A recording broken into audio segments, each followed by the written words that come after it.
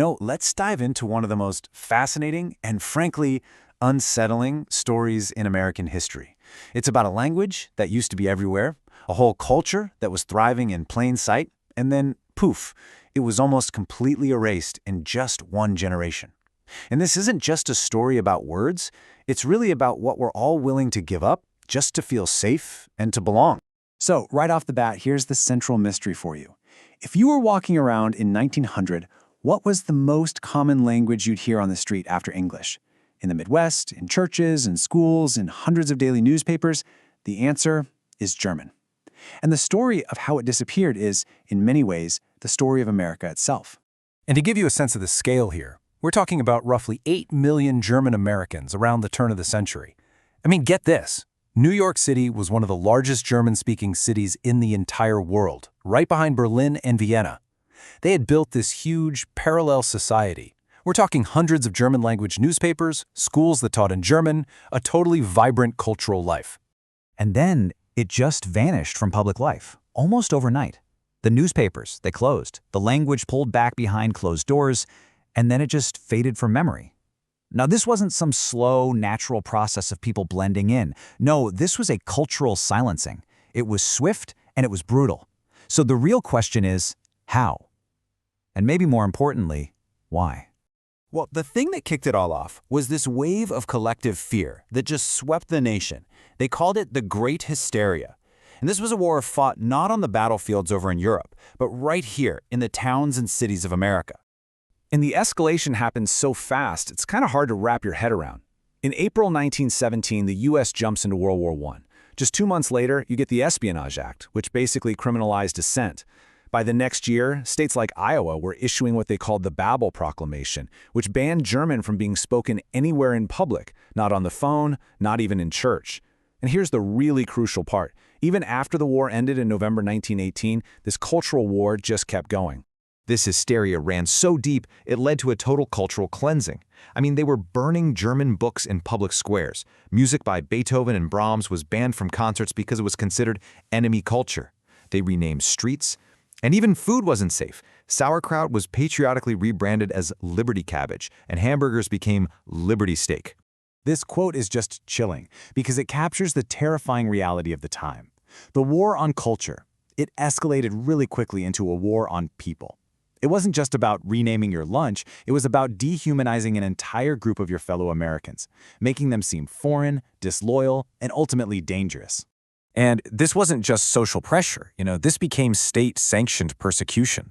You had this volunteer force of 200,000 citizens, the American Protective League, who were basically empowered to spy on their own neighbors. Hundreds of German Americans were detained as suspected spies. And in the most extreme cases, it led to murder. In 1918, a German-born coal miner named Robert Prager was wrapped in an American flag and lynched by a mob in Illinois. The men who did it, they were put on trial and acquitted. The jury literally called it a patriotic murder. So, okay, you're faced with that level of terror. What do you do? This brings us to the silent bargain that millions of people were forced to make. It was the price of belonging. A bargain for their safety, their future, and their very identity. But here's the puzzle, right? It's easy to understand why one person would keep their head down. But why did an entire, powerful community of 8 million people, with all their newspapers and churches and clubs, why did they seem to just give up? Why didn't they organize some huge resistance to save their culture? Well, the answer seems to lie in what some historians call a psychological safe house. See, at a time when new immigrants from places like Italy or Eastern Europe were seen as racially inferior, German Americans were offered a kind of escape route. They could shed their now dangerous German label and be fully accepted into the dominant, privileged group of white old stock Americans. It was a trade. And the trade-off was incredibly stark. On one side, you're German American, and you're seen as a suspect, as disloyal, as foreign.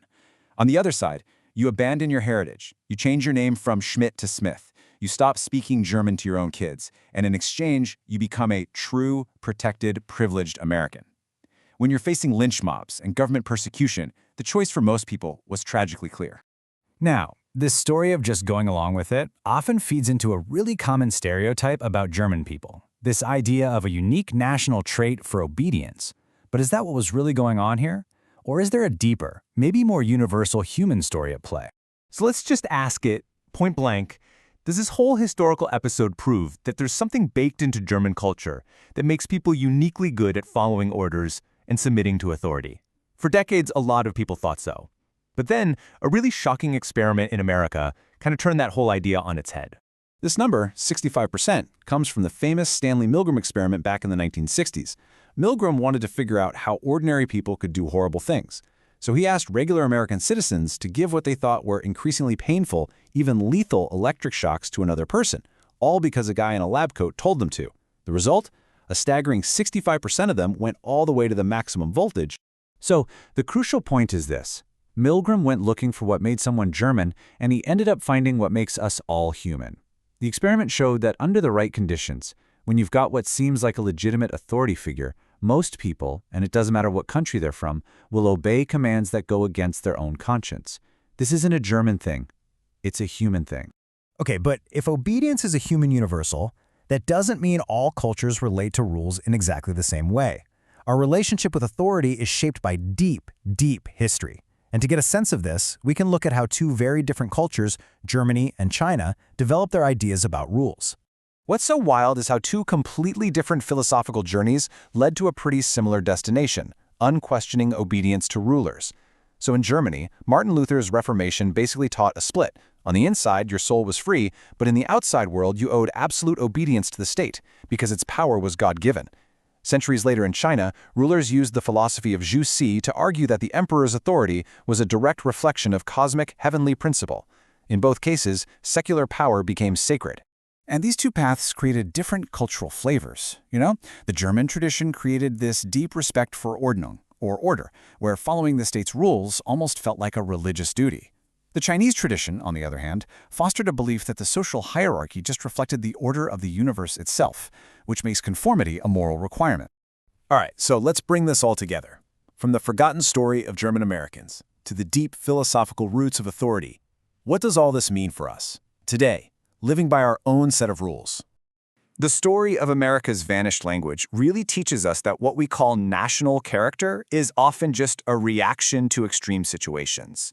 That silent bargain German Americans made wasn't proof of some unique flaw, it was a survival strategy. And our tendency to obey, it's not written in our passports. It's written in our shared human psychology, which has been shaped by these long historical traditions that taught us to see rules as something much more than just suggestions. And all of that leaves us with one final and really crucial question. This history shows us the power of authority, the terror of hysteria, and the bargains we make to belong. It shows how good people can end up following terrible rules. So, when a rule, whether it comes from a person in a lab coat, or a government, or a whole society swept up in fear, when that rule conflicts with your conscience, what do you do? That's the lesson we're thinking about.